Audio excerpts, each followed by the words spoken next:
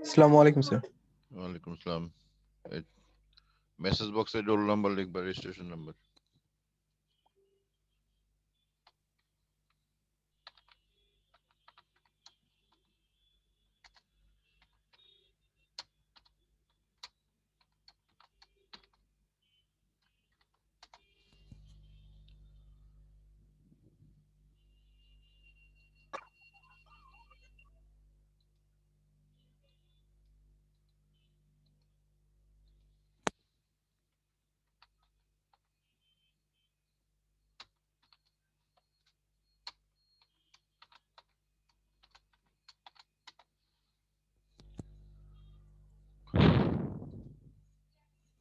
আমরা আজকে শ্রোডিঞ্জার সমীকরণের সমাধানের জন্য অনেকগুলো সমাধান করতে হবে আমাদেরকে। তার মধ্যে একটা প্রবলেম নিয়ে আমরা আজকে কাজ শুরু করব।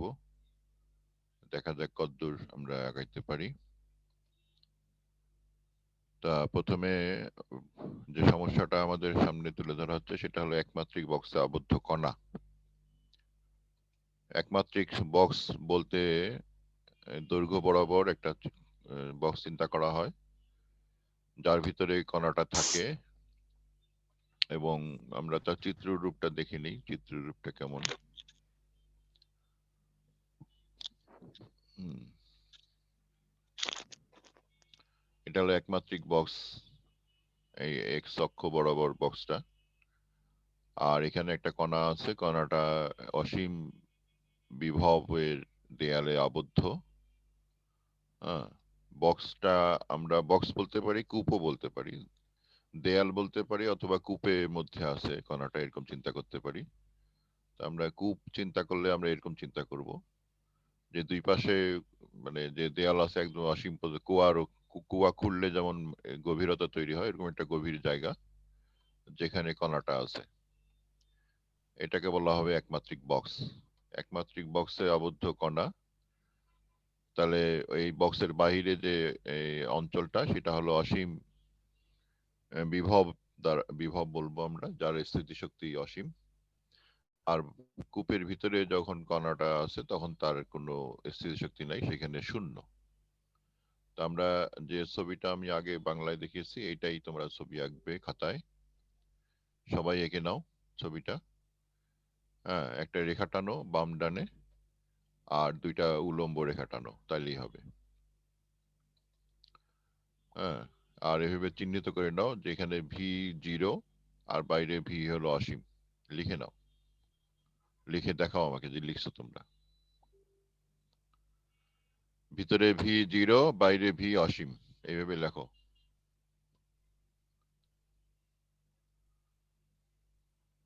লিখে দেখাও, একজন দেখাও দেখি। আর মেসেজ বক্সে সবাই রেজিস্ট্রেশন নাম্বার লিখবে। তো এই এটাকে আমরা বলবো একমাত্রিক বক্স। তো একমাত্রিক বক্সের আবদ্ধ কণার জন্য শ্রোডিঞ্জার সমীকরণ সমাধান করতে হবে। আমরা বক্সের দৈর্ঘ্যটাকে আমরা বাম প্রান্তকে 0 ধরবো, ডান প্রান্তকে এ ধরবো, অথবা বড় ছোট হাতের এল অথবা বড় হাতের এল, যেটাই হোক। বিভিন্ন বইয়ে বিভিন্ন রকম ব্যবহার করেছে। তো আমি এ ধরে আগাবো এখন। এখানে তর শ্রোডিঞ্জার সমীকরণটা রূপ এটা। তাহলে হ্যামিল্টনিয়ান অপারেটরের রূপ হচ্ছে এটা, তোমরা জানো আগে, আমি আগে দেখিয়েছি, আমরা এটা তৈরি করেছি নিজেরাই। হ্যাঁ, এটা কোনো সমস্যা নাই, কিন্তু লিখতে হবে তোমাদেরকে। সমীকরণগুলো লেখো, খাতায় লিখে নাও, ছবির নিচে সমীকরণগুলো লেখো। যা যা লেখা আছে তাই লিখতে থাকো। না বুঝলে আমাকে বলো। আমরা বক্সের জন্য শ্রোডিঞ্জার সমীকরণ লিখছি, আমরা ভিতরে না বাহিরে তার জন্য লিখছি না। আমরা বক্সের জন্য শ্রোডিঞ্জার সমীকরণ তৈরি করলাম। আমাদের শ্রোডিঞ্জার সমীকরণ আসলে যে এটা। হ্যাঁ, এই 1 নম্বর সমীকরণটা হলো শ্রোডিঞ্জার সমীকরণ। এটা তুমি সরাসরি লিখতে পারো। হ্যাঁ, D square psi divide by D x square 8 pi square m divide by h square e minus V psi equal to 0। এটা হলো শ্রোডিঞ্জার সমীকরণ একমাত্রিক বক্সের জন্য। এখানে এম জানো যে এম হলো কণার ভর, এইচ হলো প্ল্যাঙ্কের ধ্রুবক, এক্স হচ্ছে তোমার বক্সের এক্স অক্ষ বরাবর দৈর্ঘ্য, ইয়া বক্সের অক্ষ, এটা পরিবর্তনশীল, আর ই হচ্ছে মোট শক্তি, ভি হচ্ছে স্থিতিশক্তি। এগুলি টার্ম আমরা অলরেডি অনেকদিন ধরে পড়ে আসতেছি। তা আমরা একমাত্র বক্সে আবদ্ধ যখন বলবো তখন বক্সের আবদ্ধ বলতে দুই রকম আবদ্ধতা বোঝায়, একটা ভিতরে না একটা বাহিরে, কোনটা বুঝবো। সো আমরা বক্সের অভ্যন্তরে চিন্তা করব। অভ্যন্তরে বলেই দেওয়া শর্ত দেওয়া হয়েছে যে অভ্যন্তরের শক্তি হচ্ছে 0 আর বাহিরের শক্তি হচ্ছে অসীম। এই সংজ্ঞা আমরা দিয়ে দিছি, তোমরা এটা এটা লিখে ফেলতে পারো। আবার বক্সের ভিতরে V0, ভি বাহিরে ভি অসীম। হ্যাঁ, আর এটা ভিতরে সীমাটা লিখতে পারো। বাম প্রান্ত হলো, অবশ্যই লিখতে হবে, লিখতে পারো না, লিখতে হবে। বাম প্রান্তের দেয়ালে হলো x=0, আর ডান প্রান্তের দেয়ালে হলো x=a। আর তারপরে বাইরের দিকে যত যাবে তত x বা x এর মান a এর চাইতে বড় হবে। আর x এর 0-র পরে যখন আমরা যাব তখন x এর মান x এর চাইতে 0 হতে, মানে লেস হইতে থাকবে। আর বক্সের যে সীমাটা আছে, সীমাতে আমাদের x এর মান হলো x লেস দেন x, 0 থেকে বড়, a এর চাইতে ছোট। এটা লেখাটা ঠিক হয়, অবশ্য লেখা ঠিক আছে এক হিসাবে, যে ভিতরে এই অংশটা দেখাচ্ছি আমরা। আর যদি দেয়ালের কাছে যাই তখন x=0, আর ডান পাশের দেয়ালের কাছে x=a। এখন আমাকে বলো বাম পাশের দেয়ালে x এর মান কত? বাম পাশের দেয়ালে x এর মান কত? 0 গুড। আর ডান পাশের দেয়ালে x এর মান কত? a ডান পাশের দেয়ালে v এর মান কত? স্থিতিশক্তি। বাইরে অসীম, v সমান অসীম। আর ভিতরে, ইমিডিয়েট ভিতরে, অব্যবহিত ভিতরে, শক্তি 0 স্থিতিশক্তি 0। অভ্যন্তরে। হ্যাঁ, অভ্যন্তরীণের বিষয়টা আমাদের কিছু বিষয় আছে, আমাদের অভ্যন্তরীণের একটা সীমা আছে। এই সীমার বিভিন্ন জায়গায় বিভিন্ন রকম স্থিতিশক্তি হতে পারে। তা আমরা এটা বক্স যেহেতু সংজ্ঞাতেই আমরা বলে দিচ্ছি এটা 0 হবে। ওই দেয়ালের কাছেও 0।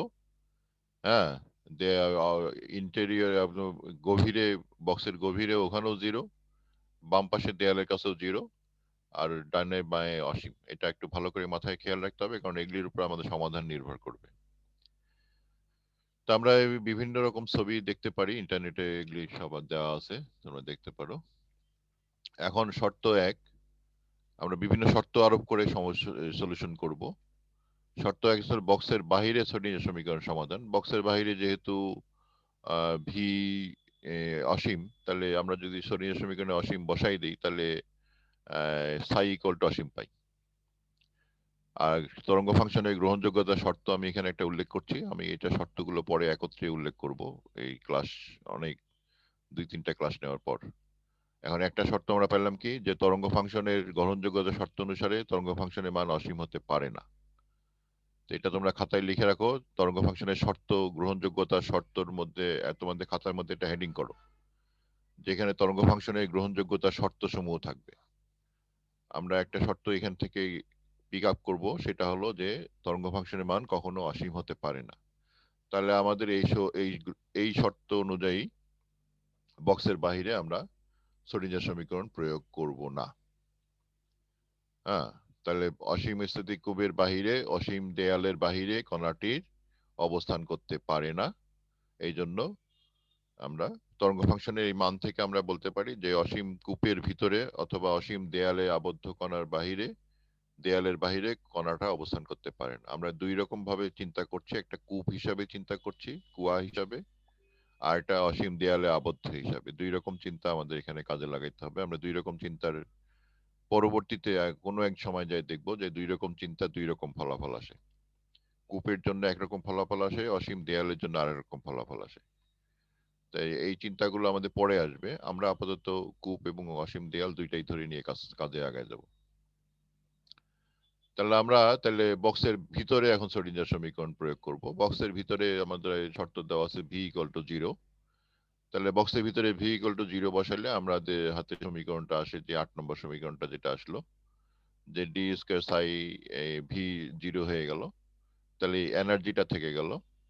তাই যেহেতু এই পাশে টার্মটা একটা ধ্রুবক, এই জন্য এটাকে আলফা স্কয়ার ধরে নিলাম। তাহলে সমীকরণটার রূপ কেমন হলো? এটা সমীকরণটা লিখে ফেলো। 8 pi square m divide by s square e equal to alpha square লিখে ফেলো।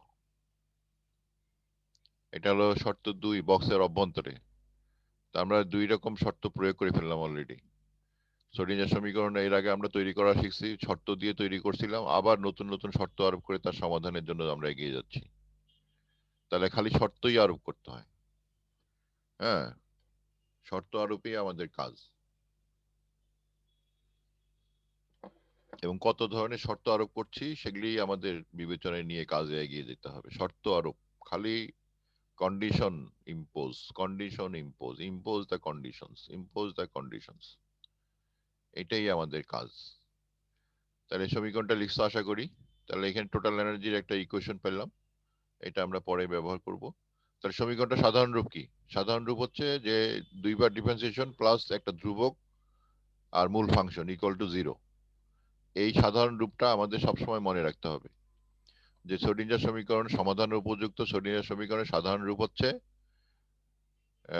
দুইবার ডিফারেন্সিয়েশন, দুইবার ড্যাশ দেওয়া মানে দুইবার differentiation plus alpha square psi equal to 0। এই সাধারণ রূপে আমরা সবসময় যত ধরনের কাজ করব ভবিষ্যতে শ্রোডিঞ্জার ইকুয়েশন নিয়ে, আমরা সবসময় এরকম সাধারণ রূপে নিয়ে আসব। এই সাধারণ রূপে নিয়ে আসাটাই হলো আমাদের কাজ। আমরা এটাতে আনতে পারলে অনেক সমাধান হয়ে যাবে, আর এটাতে না আনতে পারলে সমাধানের অযোগ্য, বুঝবা তো এটা দিয়ে কাজ হবে না। তাহলে আমরা তাহলে এখানে এই এই সমীকরণটা সমাধান করলে আমরা কি কি পাবো? বহুল সমাধান পাবো। তার মধ্যে কিছু সমাধান হলো যে এটা একটা psi equal to e to the power c into c, একটা আরবিটারি ইচ্ছাধীন ধ্রুবক। এটা নিয়ে আমাদের কোনো সমস্যা নাই, যে কোনো একটা ধ্রুবক ধরে নিব, তার সাথে একটা ফাংশন চিন্তা করবো, ই টু দি পাওয়ার ফাংশন চিন্তা করছি, e to the power minus function চিন্তা করছি, এবং আই দিয়ে চিন্তা করছি। কারণ আই ছাড়া এর আগে আমরা দেখছি যে আই ছাড়া ধরলে এটা বাড়তে থাকে, ওইটা কমে না, ওইটা তরঙ্গ ফাংশনের শর্ত পূরণ করে না। এই জন্য আমাদের ই এর ফাংশন যখন আমরা নিয়ে আসবো এক্সপোনেনশিয়াল ফাংশন, তখন আমরা আই বিবেচনা করে ফাংশন নিয়ে আসবো। আই বিহীন ফাংশন গুলো আমাদের খুব একটা সমস্যা তৈরি করে, ওটা আমাদের কাজে লাগবে ভবিষ্যতে অন্য কোনো ক্ষেত্রে, কিন্তু এই আজকে যে সমস্যাটা নিয়ে আমরা কাজ করছি একমাত্রিক বক্স, এখানে আই ছাড়া আমরা ফাংশন নিয়ে আসলে দেখবা যে জাস্টিফিকেশন করলে দেখবা যে এটা গ্রহণ করা যাচ্ছে না। হ্যাঁ, জাস্টিফিকেশন করে দেখতে হয় সবসময়। তাহলে এদের এই এই ফাংশন গুলা এ সাইন আলফা এক্স অথবা বি কস আলফা এক্স এরকম চিন্তা করতে পারি। এদের এদের গ্রহণযোগ্য সমষ্টি, এদের সমষ্টিও গ্রহণযোগ্য সমাধান হবে, এটা একটা শর্ত। এটা তুমি ওই ফাংশনের শর্তের মধ্যে লিখে রাখতে পারো যে ওই ফাংশনের জন্য যে অনুমানগুলো, যে ফাংশন অনুমান করা হয় সেই ফাংশনগুলো সমষ্টিও ওই ফাংশনের সমস্যা কি সমাধান হিসেবে বিবেচনা করা হয়। এটা এটা একটা খুব ইম্পর্টেন্ট ধারণা আমাদের, কারণ এটা দিয়ে বন্ধনের ধারণা তৈরি হবে। এই জন্য এই ধারণাটা লিখে ফেলো যে যে কোনো অনুমান করা সমাধান সমূহের সমষ্টিও ওই ওই ফাংশনের সমাধান। যে কোনো অনুমান করা সমাধান সমূহের সমষ্টিও গ্রহণযোগ্য সমাধান হবে। তো এগুলি এই সকল এই যে ধারণাটা কথা বললাম আমি, এই ধারণাটা প্রয়োগ করে আমরা পরবর্তীতে বন্ধন, যে আমাদের বিষয়গুলো আছে বন্ধন তৈরি হয় ওই ফাংশনের সমষ্টি সংযোজনে, ওখানে কিন্তু এই ধারণাটা প্রয়োগ করা হবে এবং ব্যাপক হারে প্রয়োগ করে রসায়নে এটা ব্যবহার করা হয়। সেই জন্য আমাদেরকে এটা মাথায় রাখতে হবে যে অনুমান করা সমাধানগুলোর সমষ্টিও ওই ওই ফাংশনের সমাধান, মানে সমষ্টিও একটা ওই ফাংশন। তাহলে এদের অন্তরীকরণে এই দুইবার মানে এই সমাধানগুলো যেগুলো আমরা অনুমান করলাম, এদের অন্তরীকরণে মূল সমীকরণ পাওয়া যাবে, এটা আমরা দেখছি। এবং এটা আমাদের একটা নতুন ধারণা, জাস্টিফিকেশন করা। প্রত্যেকটা ইকুয়েশন যতগুলো আমি অনুমান করব সবগুলোকে আমি জাস্টিফাই করব, হ্যাঁ, বিচার করব দুইবার ডিফারেন্সিয়েশনে মূল সমীকরণ পাওয়া যায় কিনা। যদি পাওয়া যায় তাহলে আমার অনুমানটা ঠিক আছে, আর যদি পাওয়া না যায় অনুমানটা ভুল আছে। তোমরা ইচ্ছা করলে একটা ভুল অনুমান আমি তোমাদের নাম বলি, এ টু দি পাওয়ার এক্স এ এর পাওয়ার এক্স, এরকম একটা অনুমান করে জাস্টিফাই করে দেখবা, মিলবে না। তোমরা ইচ্ছা করলে করে দেখতে পারো। আচ্ছা, তরঙ্গ ফাংশনের গ্রহণযোগ্যতার শর্তসমূহ জাস্টিফিকেশন করতে হবে, এটা হলো একটা প্রথম কথা। এটা আমি বারবার করে বলছি, এটা তোমাদের কোনো বইয়ে লেখা নাই, এটা আমার চিন্তা ভাবনা দিয়ে আমি বলছি। আর তারপরে যে শর্তগুলো আমরা বিবেচনা করব, এই শর্তগুলো তোমরা ওয়েভ ফাংশনের গ্রহণযোগ্যতার শর্তের মধ্যে লিখে রাখতে পারো। যে বিবেচিত স্থানে সর্বত্র একক মানের হবে, এটা সসীম হবে, নিজে এবং এর প্রথম ডেরিভেটিভ বা স্পর্শক স্থানে নিরবচ্ছিন্ন হবে। হ্যাঁ, প্রথম ডেরিভেটিভ সাধারণত স্পর্শক হয়, এটা জানো তো। আর বিবেচিত স্থানের কণাটিকে পাওয়ার সম্ভাবনা একক হবে। হ্যাঁ, বিবেচিত স্থানে কণাটিকে পাওয়ার সম্ভাবনা একক হবে। তারপরে তোমার এর পরম মানের বর্গ ধনাত্মক হবে, অবশ্যই শূন্য চাইতে বড় হবে, একের চাইতে কম হবে। হ্যাঁ, আর সীমা শর্ত মানে অন্তরণ সমীকরণের সমাধান সমূহের উপর আরোপিত সীমা শর্ত সমূহ পালিত হবে। সীমা শর্ত আবার নতুন একটা বিষয় আমাদের হাতে আসছে এখন, এটা আমরা দেখব, পালিত হবে। তাহলে আমরা দেখি এই যে সীমান্তিক শর্ত কাকে বলে। অন্তরণ সমীকরণের মানে ডিফারেন্সিয়াল সমীকরণের সমাধানের উপর আরোপিত সীমাবদ্ধতা সমূহকে সীমান্তিক শর্ত বলে। তাহলে যে যে সমাধানগুলো আমরা চিন্তা করছি তার উপরে আবার নতুন করে শর্ত আরোপ করব। হ্যাঁ, কিছু সীমাবদ্ধতা আরোপ করব। এই সীমাবদ্ধতাগুলো যখন আরোপ করা হবে, যে সীমাবদ্ধতাগুলো আমরা আরোপ করব তাদেরকে আমরা সীমান্তিক শর্ত বলবো। আমাদের অবেক্ষণাধীন যে বিবেচনাধীন যে ক্ষেত্রটা আছে, এখানে আমাদের ইকুয়েশনটা ছিল এইরকম ফর্মের। তো এটা দুই ভাষা অন্তরীকরণে এই সমীকরণ পাওয়া যাবে, এটা একটা সীমান্তিক শর্ত বিবেচনা করতে পারি আমরা। আসলে এটা তো আমরা বারবারই করব, জাস্টিফিকেশন করা। তারপর বাউন্ডারি শর্ত আরোপ করব। আমাদের যে বাউন্ডারি শর্ত গ্রহণযোগ্য সমাধান নির্ধারণ করা হয়, হ্যাঁ, বাউন্ডারি সীমান্তিক শর্ত দিয়ে। তো একমাত্রিক বক্স যেটা আমরা এখন চিন্তা করছি, এই একমাত্রিক বক্সের ভিতরে এই সীমান্তিক শর্ত দুইটা। একটা হলো প্রত্যেকটা দেয়ালে বাম ও ডান তরঙ্গ ফাংশন শূন্য হবে, এটা লিখে ফেলো। প্রত্যেকটা দেয়ালে তরঙ্গ ফাংশনের মান শূন্য হবে। আমরা তো ভিতরে স্থিতিশক্তি শূন্য ধরছি, আর যখন দেয়ালের কাছে কণাটা যাবে তখন তার তরঙ্গ ফাংশন শূন্য হবে। এটা একটা শর্ত, এই শর্ত দিয়ে আমরা ইয়ে করব। আর দেয়ালের ভিতরে যে কোনো স্থানে দেয়ালে বা এর বাহিরে তরঙ্গ ফাংশন শূন্য হবে, আর বক্সের ভিতরে এর মান সসীম ও নিরবিচ্ছিন্ন হবে। ভিতরে যে কোনো জায়গায় সসীম হবে, নিরবিচ্ছিন্ন হবে। তারা প্রথম শর্তটা আগে প্রয়োগ করি, বাম দিকের শর্তটা। বাম দেয়ালে সীমা শর্ত হলো বাম দেয়ালে সাই এক্স এর মান শূন্য হবে। হ্যাঁ, এবং আমরা যে অনুমানগুলো করছি, এই অনুমানগুলো যেগুলা করছি যে psi equal to c e to the power i alpha x e to the power minus i alpha x, এটা অগ্রহণযোগ্য হচ্ছে। কারণটা কি, যে বাম দেয়ালে যদি আমি এক্স ইকুয়াল টু 0 বসাই, এখানে এক্স এর মান যদি 0 বসাই, তাহলে এটা 1 আসে, শূন্য হয় না। তার মানে এটা গ্রহণ করা যাচ্ছে না সীমান্তিক শর্ত দিয়ে। তারপরে আমি যে e to the power minus i x যেটা আছে, এখানে যদি এক্স ইকুয়াল টু 0 বসাই, তাহলে তাও দেখা যাচ্ছে যে 1 হচ্ছে, শূন্য হচ্ছে না। তাহলে এটাও গ্রহণ করা যাবে না। আবার যে কস থিটা যেটা আমি ধরছি, কসের যে ফাংশনটা, সেটাতে যদি আমি এক্স ইকুয়াল টু 0 বসাই, তাহলে 1 পাচ্ছি, শূন্য পাচ্ছি না। তার মানে এটাও গ্রহণ করা যাচ্ছে না। তারপরে আমি যে আরেকটা ধরছি সাইন দিয়া, এটা গ্রহণযোগ্য হচ্ছে, কারণ যে এখানে তোমার বাম দিকের দেয়ালে এক্স ইকুয়াল টু 0 বসালে 0 হচ্ছে। তার মানে গ্রহণযোগ্য সমাধান, আমি চারটা যে চিন্তা করছিলাম, এই চারটার মধ্যে একটা গ্রহণযোগ্য সমাধান হচ্ছে। এটা আমরা চিত্ররূপ দেখতে পারি। এই ই টু দি পাওয়ার এক্স 1 থেকে শুরু হয়। হ্যাঁ, এই যে একটু আগে আমি হিসাব করে দেখছি, আমরা চিত্র তো দেখছি 1 থেকে শুরু হয়। তার মানে এটা গ্রহণ করা যাবে না বাম দেয়ালে। কস আলফা এক্স 1 থেকে শুরু হয় বাম দেয়ালে, তাহলে গ্রহণ করা যাচ্ছে না। কিন্তু সাইন আলফা এক্সটা তোমার শুরু হচ্ছে তোমার 0 থেকে, তার মানে এটা গ্রহণ করা যাচ্ছে। তাহলে এই বাউন্ডারি কন্ডিশন পালিত হয়, এরূপ গ্রহণযোগ্য সমাধান হচ্ছে আমাদের সাইন আলফা এক্স। এখানে এ পর্যন্ত কারো কোনো প্রশ্ন?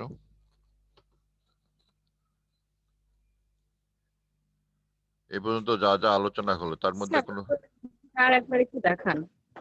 যেটা এই যে একমাত্রিক বক্সের ভিতরে সীমান্তিক শর্ত দুটো, এই অংশটা। সীমান্তিক শর্ত কেবল একটা প্রয়োগ করছি আমরা। সীমান্তিক শর্ত আমরা কেবল একটা প্রয়োগ করি, প্রথম শর্ত প্রয়োগ করছি, বাম দিকের দেয়ালে সীমান্তিক শর্ত প্রয়োগ করছি। হ্যাঁ, সীমান্তিক শর্ত দুইটা হয়, বাম দেয়াল ডান দেয়ালে তরঙ্গ ফাংশন শূন্য হবে। হ্যাঁ, এটা আমাদের সীমান্তিক শর্ত। জি স্যার, হ্যাঁ, এই বাম দেয়ালেটা প্রথমে আমরা প্রয়োগ করছি। আমরা শর্ত ছাড়া তরঙ্গ ফাংশন মেলাগুলো চিন্তা করছিলাম। এখন শর্ত প্রয়োগ করে আমরা গ্রহণযোগ্য সমাধান পেলাম একটা, সেটা হলো psi equal to a sine alpha x. তোমাদের বইয়ে অবশ্য এটা এইভাবে সমাধান করে দেওয়া আছে। প্রথমে এটা তারা ধরে নিছে যে সমষ্টিটা। হ্যাঁ, আমি এই যে তোমাদের যে এইটা তারা তোমাদের বইগুলোতে করছে, সমষ্টি ধরে নিয়ে হিসাব করছে। হ্যাঁ, কিন্তু কেউ কেন ধরছে, কি জন্য ধরলো, এটা কেউ কোনো ব্যাখ্যা তারা দেয়নি, সমষ্টি ধরে নিয়ে হিসাব করে কাজ করছে। তো সেটাও আমি এখানে উল্লেখ করছি। দেখো, সমষ্টি ধরে সমষ্টিটার মধ্যে যদি আমরা এক্স ইকুয়াল টু 0 বসাই, তাহলে কিন্তু বি থাকার কারণে এটা শূন্য হচ্ছে না। তাহলে বি অংশটা বাদ দিতে হবে, মানে কসের অংশটা বাদ দিতে হবে। কসের অংশটা বাদ দিয়ে আমরা এক্স তাহলে বাম দেয়ালের জন্য পাচ্ছি সাইন আলফা এক্স। একই জিনিস, উপরে যেভাবে কাজ করা হয়েছে সেটাই আবার এইভাবে করা হয়েছে। তোমাদের সকল বইয়ে এই যে আমি যে অংশটা দাগাইলাম এই অংশটা দেয়া আছে। তা আমি নতুন ভাবে তোমাদের চিন্তা করার জন্য বাধ্য করছি, কারণ যে আমাদের অনেকগুলো প্রবলেম আছে সামনে। আমাদের হারমোনিক অসিলেশন আছে, তারপরে তোমার হাইড্রোজেন অ্যাটম আছে, তারপরে তোমার মলিকুল হাইড্রোজেন মলিকুল আয়ন আছে। এগুলিতে এগুলিতে আমরা এটা প্রয়োগ করব। তো এখানে সবগুলো প্রয়োগ করতে গেলে আমাদেরকে নতুন করে চিন্তা ভাবনা করে নিয়ে কাজ করতে হবে। এই জন্য সব জায়গার জন্য উপযুক্ত চিন্তা ভাবনা আমাদের একমাত্রিক বক্স থেকে শুরু করতে হবে। আমরা একটা গ্রহণযোগ্য সমাধান পাইলাম যে বাম দিকের দেয়ালে জন্য আমাদের গ্রহণযোগ্য সলিউশন হচ্ছে psi equal to a sine theta sine alpha x. Good. এখন দ্বিতীয় শর্তটা কি? ডান দিকের দেয়ালে বাউন্ডারি কন্ডিশন ফর দ্বিতীয় শর্ত, বিসি মানে বাউন্ডারি কন্ডিশন। অনেক ওয়েবসাইটে দেখবা বিসি লেখা আছে ওয়ান ডাইমেনশন বক্সের সলিউশনে। তাহলে এখানে বাউন্ডারি কন্ডিশন আমরা এখানে ডান দিকের দেয়ালে সীমা কি ছিল জানো, মনে আছে? ডান দিকের দেয়ালে সীমার মান কত ছিল? এক্স এর মান এ স্যার, এ ছিল। এ ছিল। Good. X তাহলে এ তে সাই ইকুয়াল টু 0 হতে হবে, এটা তো শর্ত। তাহলে এখানে আমরা এখন এই সাই ইকুয়াল টু 0 বসায় আমরা সমস্যার সমাধান করব। তাহলে এ সাইন আলফা এক্স আসবে, তাহলে এ সাইন আলফা এক্স আলফা এ হবে, এ সাইন আলফা ইকুয়াল টু 0 হবে। হ্যাঁ, এটা কিন্তু আমরা আগে যেভাবে শর্তটা প্রয়োগ করছিলাম, আগে আমরা কন্ডিশনটা ইম্পোজ করছিলাম, বাধ্যতামূলক করে দিয়েছিলাম। আর এখানে আমরা এই কন্ডিশনটা বাধ্যতামূলক করে দিয়ে নতুন একটা শর্ত পাবো, এই সেই সেই সেই সেই সেই শর্তটা গ্রহণ করব। এখানে একটা শর্ত দিয়ে আরেকটা শর্ত পাবো, তাই সেটাই আমাদের কাজ। একটা শর্ত দিয়ে আমি তরঙ্গ ফাংশনের রূপটা নির্ধারণ করে দিলাম, আরেকটা শর্ত দিয়ে আমি নতুন একটা বিষয় তৈরি করব। তা আমরা সেই শর্তটা প্রয়োগ করে এক্স ইকুয়াল টু এ বসাইলাম। এ বসাইলে 0 হলো, তোমরা দেখতেই পাচ্ছ। তাহলে sine alpha a equal to 0, তাই এটা sine alpha a equal to 0 কখন হয়? সাইন এন পাই হলে 0 হয়, এটা জানো তো। পাই মানে 180 ডিগ্রি। তাহলে 180 ডিগ্রির সাথে যতবারই তুমি 180 ডিগ্রি করো না কেন, এন পাই মানে এন এর মান 1 2 3 4 ইত্যাদি, 0 হতে পারে এন এর মান। 0 বসালেও সাইন 0 মানে 0, সাইন 180 ডিগ্রি মানে 0, সাইন 360 ডিগ্রি মানে 0। তার মানে sign n pi equal to 0। তাহলে এই 0 সমান ওই 0 করতে গেলে আমরা শর্ত পাচ্ছি sine a alpha equal to sine n pi. তাহলে আমরা এন একটা পূর্ণ সংখ্যা, হ্যাঁ, এখানে এন কে কোয়ান্টাম সংখ্যা বলে, এটা স্তর নির্দেশ করে, ইত্যাদি ইত্যাদি। যাই হোক, এই যে নতুন সমীকরণ আমরা পেলাম যে alpha equal to n pi by a. তাহলে সুতরাং সাইনের যে আমাদের যে তরঙ্গ ফাংশনটা যেটা আমরা চিন্তা করছিলাম, সেখানে আলফার মান আমরা বসাই দিলাম এন পাই বাই এ। এটা হলো বক্সের দৈর্ঘ্য, এন হলো তোমার কোয়ান্টাম সংখ্যা, পাই হচ্ছে তোমার 180 ডিগ্রি, তাহলে এক্স। এই যে এই সমাধানটা পেয়ে গেলাম। এখানে কিন্তু আমাদের সমস্যা এখনো একটা আছে, সেটা হলো এ এর মানটা আমরা জানি না। এটা কিন্তু আমরা ইচ্ছাধীন এটা ভুল ধরে নিছিলাম। যাই হোক, এইটা আমরা গ্রহণযোগ্য, এইটাই হচ্ছে একমাত্রিক বক্সে আবদ্ধ কোন তরঙ্গ ফাংশন। এতে অনির্ণয় একটি পদ এ বিদ্যমান আছে, সুতরাং এটি অস্বাভাবিক তরঙ্গ ফাংশন। হ্যাঁ, অপ্রমিত তরঙ্গ ফাংশন, কারণ যে এখানে আমরা এ এর মানটা এখনো ঠিক করে দিতে পারিনি। তাহলে আমরা কি নতুন কি সিদ্ধান্ত, নতুন কি বিষয় শিখলাম? আমরা নতুন শিখলাম যে সীমা শর্তই হচ্ছে কোয়ান্টাম সংখ্যার আবির্ভাব ঘটিয়েছে। যেখানে সীমা নাই সেখানে কোয়ান্টাম সংখ্যা নাই। বুঝতে পারছো এ পর্যন্ত?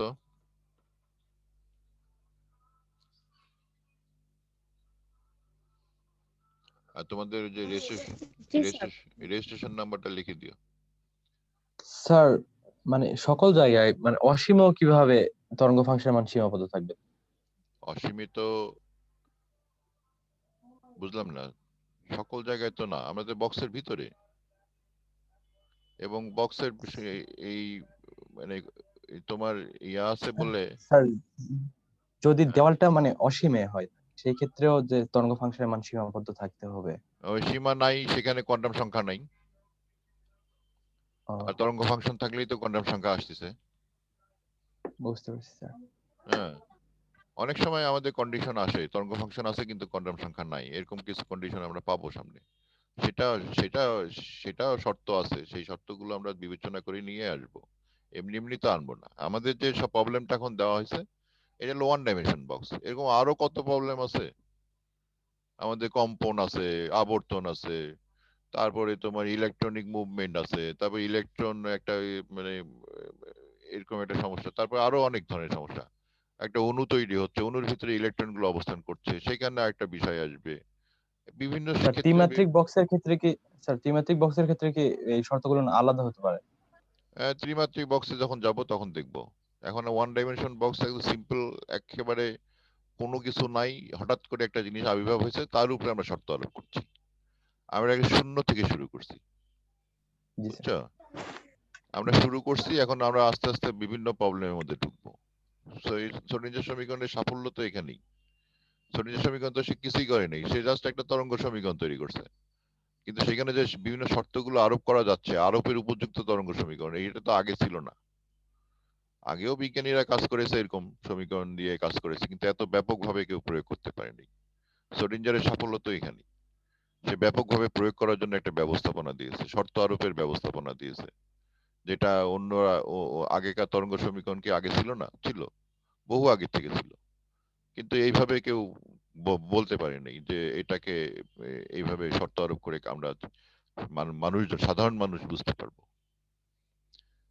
সাধারণ না, তোমরা একটা অসাধারণ হয়ে গেছো ফোর্থ ইয়ারে পড়ো অনার্স কেমিস্ট্রিতে, একটা অসাধারণ মানুষ হয়েছে তোমরা, তোমাদেরকেও এগুলো এখন বুঝতে হচ্ছে। কারণ বুঝতে হচ্ছে এই জন্য যে আমাদের কেমিস্ট্রিতে এগুলি ব্যাপক ব্যবহার, এবং বর্তমান যুগটাই চলতেছে এগুলির উপরে। তুমি মোবাইল মোবাইল বলো, যোগাযোগের ব্যবস্থা বলো, এই যে আমরা এখন ক্লাস নিচ্ছি, সবকিছুই কিন্তু এগুলির উপরে ভিত্তি করেই চলতেছে। চিকিৎসা বিজ্ঞানের উন্নয়ন হচ্ছে, এত তাড়াতাড়ি টিকা আবিষ্কার আগে তো চিন্তাই করা যায়নি। আগে একটা টিকা আবিষ্কার 40-50 বছর সময় লাগতো, 100 বছর সময় লাগছে, আর এখন তো 1 বছরের মধ্যে টিকা বাজারে আসবে আসবে করতেছে।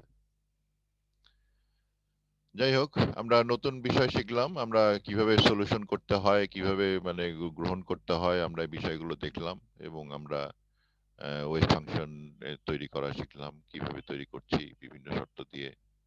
হ্যাঁ, তা আমরা ওই যে আলফার মানটা যে পাইলাম, n পাই বাই a, ওই মানটা যদি আমরা যে শক্তি সমীকরণে যে আলফা স্কয়ারের একটা সমীকরণ লিখছিলাম সেখানে যদি বসাই দেই, তাহলে কি দাঁড়ায়? E=n² / h², 8ma²। তাহলে শক্তির একটা দেখা যাচ্ছে, শক্তি হলো কোয়ান্টাইজড, এন এর উপর নির্ভর করছে। নতুন একটা বিষয় আসলো আমাদের সামনে। তাহলে একমাত্রিক বক্সে শক্তি কোয়ান্টাইত, এবং সেটার সমীকরণ হচ্ছে n² / h², 8ma²। লিখছো সবাই? এই সমীকরণটা লিখে ফেলো, এটা বারবার লাগবে, সারা জীবন লাগবে। তোমাদের ইয়াতে আছে, স্পেকট্রোস্কোপিতে আছে, ইভিতে আছে, ইভিতে স্যার পড়াইছে না? n² / h², 8ma²। গ্রাফটা ঠিকভাবে দেখা যাচ্ছে না হ্যাঁ, স্যার, উপরে গ্রাফটা একটু দেখতে।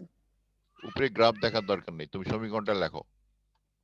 ওগলি গ্রাফ আমরা পরে আবার নিয়ে আসবো, ওগলি গ্রাফ দরকার নেই, ওই গ্রাফ আবার আসবে, তুমি নিজেই বানাবা। তাহলে আমরা এই শক্তির সমীকরণটা লিখছো সবাই? এটা তোমাদের স্পেকট্রোস্কোপিতে পড়াইছে স্যার, ইউভিতে এটা এই সমীকরণ আছে তো? ইউভি ভিজিবল পড়াচ্ছে না তোমাদের বর্ণালীমিতিতে? ওখানে এই সমীকরণটা ব্যাপক ব্যবহার আছে। এই সমীকরণের উপর ভিত্তি করে ইউভি ভিজিবল স্পেকট্রোস্কোপি আলোচনা করা হয়।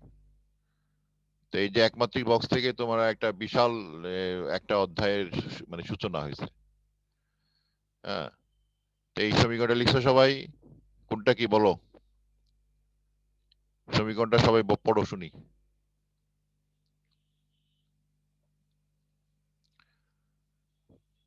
পড়ো, সমীকরণটা কিভাবে বলতে হয় বলো। আর রেজিস্ট্রেশন নাম্বার লেখনি এখনো সবাই? ক্লাসের টাইম শেষের দিকে, আর 8 মিনিট আছে।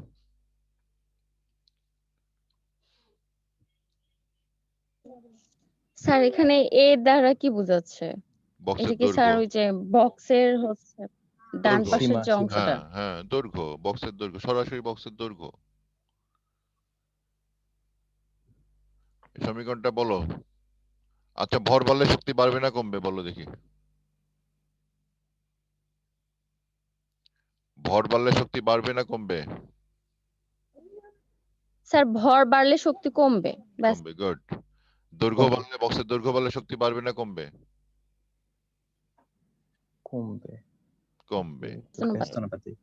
তাহলে এখন বলো, ইথিনের মধ্যে ইলেকট্রনের শক্তি বেশি না বিউটিনে, বিউটাডাইনে ইলেকট্রনের শক্তি বেশি হবে? ইথেন আর বিউটাডাইন। 1,3 বিউটাডাইন যে পাই ইলেকট্রন গুলো আছে, ইথিনের দুই পরমাণুতে আবদ্ধ থাকে, আর এই 1,3 বিউটাডাইনে পাই ইলেকট্রন 4 পরমাণুতে আবদ্ধ থাকে। কোথায় দৈর্ঘ্য বড় হবে? দুই পরমাণুতে দৈর্ঘ্য বড় হবে না 4 পরমাণুতে দৈর্ঘ্য বড় হবে? 4 পরমাণুতে দৈর্ঘ্য বড় হ্যাঁ, হবে। তা 4 পরমাণুতে দৈর্ঘ্য বড় হলে শক্তি বাড়বে না কমবে? কমবে স্যার। কমবে, গুড। তাহলে ইথিনের মধ্যে ইলেকট্রনের শক্তি বেশি না বিউটেনের মধ্যে 1,3 বিউটাডাইনে ইলেকট্রনের শক্তি বেশি হবে? ইথেনের শক্তি বেশি হবে। ইথিনে শক্তি ইলেকট্রনের শক্তি কমবে। বেশি। গুড। এইটাই তোমাদের স্পেকট্রোস্কোপিতে আছে, যে কনজুগেশন যত বাড়ে ইলেকট্রনের শক্তি তত কমে। আছে না? একান্তরিত দ্বিবন্ধনের পরিমাণ যত বাড়বে ইলেকট্রনের শক্তি তত কমতে থাকবে।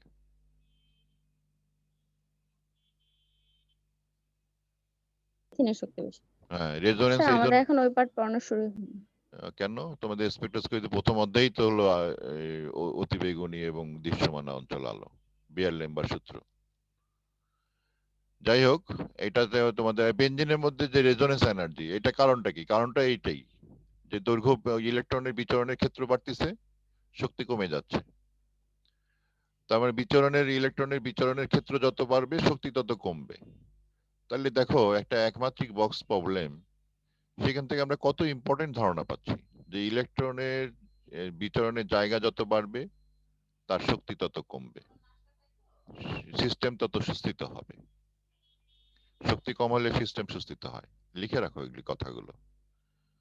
ইলেকট্রনের বিচরণের জায়গা যত বাড়বে তার শক্তি তত কমবে, সিস্টেম তত সুস্থিত হবে।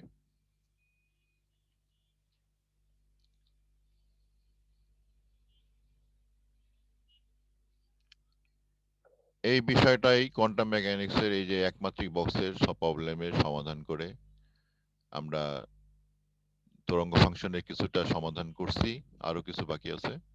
আর আমরা এনার্জি সমীকরণ পাইছি, যে সমীকরণ দিয়ে আমরা বহু কিছু বলতে পারতেছি।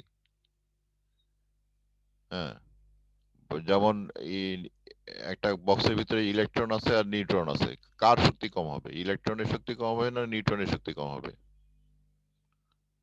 বক্সের দৈর্ঘ্য একই,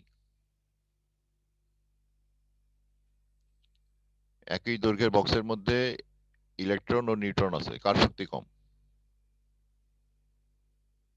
নিউটনের ভর বেশি, তাহলে নিউটনের শক্তি কম হবে। যার যার ভর বেশি তার শক্তি কম। এগুলি নতুন নতুন কথাবার্তা, যে কথাবার্তাগুলো তোমরা আগে শেখো নাই, বলতে পারো নাই, বুঝতে পারো নাই, এখন তোমরা বলতে পারবে, বুঝতে পারবে। এই যে নতুন ধারণা, নতুন বিষয় এই সমীকরণ থেকে, এই বিষয়টাই হলো আমাদের কোয়ান্টাম মেকানিক্সের সাফল্য। এখন আমরা বলতে পারি যে যত ভর বেশি তত শক্তি কম, আর তত সুস্থিত, যত দৈর্ঘ্য বেশি তত শক্তি কম, তত সুস্থিত। এখান থেকে ভরবেগের সমীকরণ আমরা বের করে নিয়ে আসতে পারি। ভরবেগ কোয়ান্টাইজড বলতে পারি, আমরা তরঙ্গ দৈর্ঘ্য কণাটা তরঙ্গ দৈর্ঘ্য কোয়ান্টাইজড বলতে পারি। এইসব বিষয়গুলো সবই বলতে পারি সমীকরণ থেকে। হ্যাঁ, এটা শক্তিটা যেহেতু স্থিতি শক্তি শূন্য, তাহলে পুরা শক্তিটাই হলো গতিশক্তি বক্সের ভিতরে। এখন যদি প্রশ্ন করা হয় বক্সের ভিতরে শক্তির প্রকৃতি কি, স্থিতি না গতি না সমষ্টি, তোমরা কি বলবে? স্থিতিক শক্তি স্যার। না না, স্থিতি শক্তি শূন্য ধরা হলো। বক্সের অভ্যন্তরে, হ্যাঁ ভেতরে। হ্যাঁ, বক্সের অভ্যন্তরে গতিশক্তি, সব শক্তি গতিশক্তি। গতিশক্তি। হ্যাঁ গতিশক্তি। এই জন্য গতিশক্তি, বক্সের অভ্যন্তরে কণার গতিশক্তি, কণার শক্তি গতিশক্তি। হ্যাঁ, তাই গতিশক্তির সমীকরণ আমরা এটাই পাইলাম। সেখান থেকে গতিশক্তি আছে মানে ভরবেগ আছে, ভরবেগের জন্য সমীকরণ তৈরি করলাম। আবার তোমার ভরবেগ আছে মানে তরঙ্গ দৈর্ঘ্য আছে, ওই যে ডি ব্রগলি তত্ত্ব অনুসারে। সেই অনুযায়ী আমরা তরঙ্গ দৈর্ঘ্য তৈরি করতে পারি কণার। তাহলে বহু কিছু আমরা বলতে পারি যে কণার একটা এই যে একমাত্রিক বক্সে আমরা নতুন। তাহলে এখান থেকে তোমাদের প্রশ্ন হলো যে এই একমাত্রিক বক্সে আবদ্ধ কণার শক্তি প্রকৃতি কি রূপ, প্রশ্ন লেখো। দ্বিতীয় প্রশ্ন হলো একমাত্রিক বক্সে আবদ্ধ কণার শক্তি হলো কোয়ান্টাইজড ব্যাখ্যা করো। একমাত্রিক বক্সে আবদ্ধ কণার বক্সের দৈর্ঘ্য বাড়লে কণার শক্তি বাড়ে না কমে? একমাত্রিক বক্সের মধ্যে কণার ভর বাড়লে কণার শক্তি বাড়ে না কমে? এই বিষয়গুলো এখন তোমরা আশা করি বলতে পারবে। কোনো প্রশ্ন আছে? আজকে এই পর্যন্তই পড়াবো, এরপরে বাকি অংশ আর একটু জটিল গণিত আছে, আগামী দিন করাবো। তো আমরা যে বিষয়টা শিখলাম, তোমাদের রেজিস্ট্রেশন নাম্বারগুলো কিন্তু কেউ লেখো নাই। আমার এটা হাজিরা কলেজে উল্লেখ করতে হবে, তাড়াতাড়ি করে লিখে দাও। একজন মাত্র লিখেছে।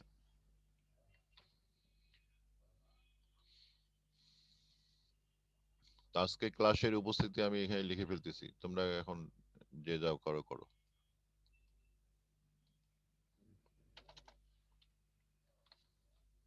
হুম।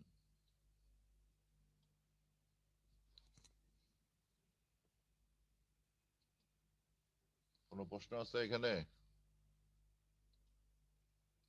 ক্লাস শেষ। কারো কোনো প্রশ্ন থাকলে করো।